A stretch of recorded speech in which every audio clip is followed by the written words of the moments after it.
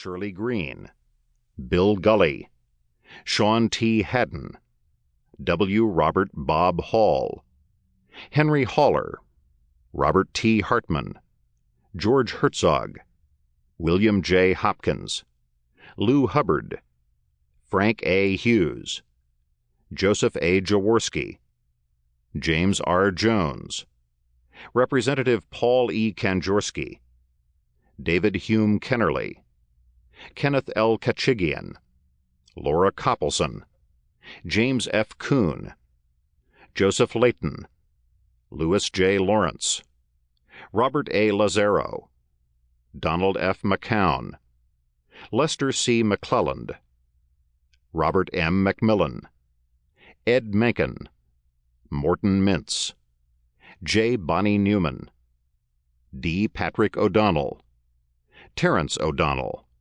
Charles Palmer, Lillian Parks, Bradley H. Patterson, Jr., Carl A. Peden, Anthony J. Pelicano, Don Penny, Nelson C. Pierce, Jr., John E. Pinkerton, Gerald F. Pisha, and Milton Pitts, John Podesta, Lucille B. Price, Glenn A. Quigg, Michael Reagan, George E. Reedy, Russ Reed, Oliver B. Buck Revell, John F. W. Rogers, Donald H. Rumsfeld, James R. Sadler, George E. Saunders, Dr. Morris C. Shumiacher, Lee F. Simmons, Jack W. Smith, Joseph J. Sofé, Larry Speaks, Elliot W. Spence,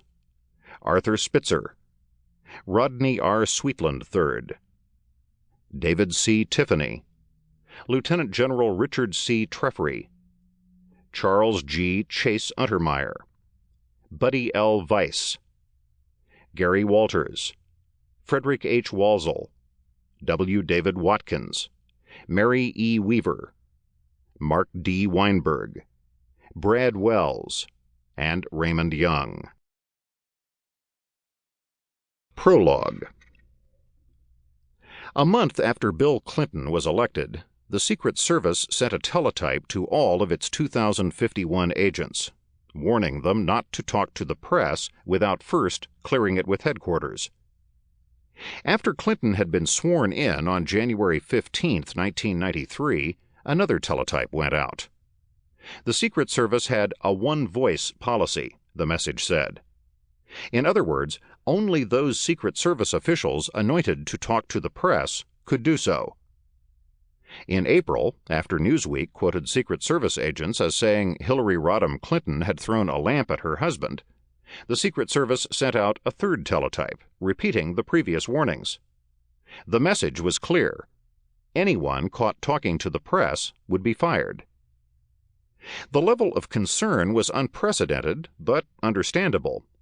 The Clintons had a chilly marriage.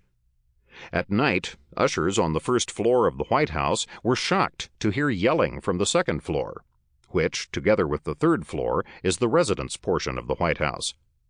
The screaming reverberated through the 201-year-old structure. Moreover, while Hillary Clinton had not thrown a lamp at her husband, she had thrown a briefing book at him. If such details ever leaked through the Secret Service, the agency could find itself in jeopardy. Yet there was nothing unusual about a president and first lady leading a life that departed radically from the image they sought to project. In private, no modern president or his family has matched its public persona.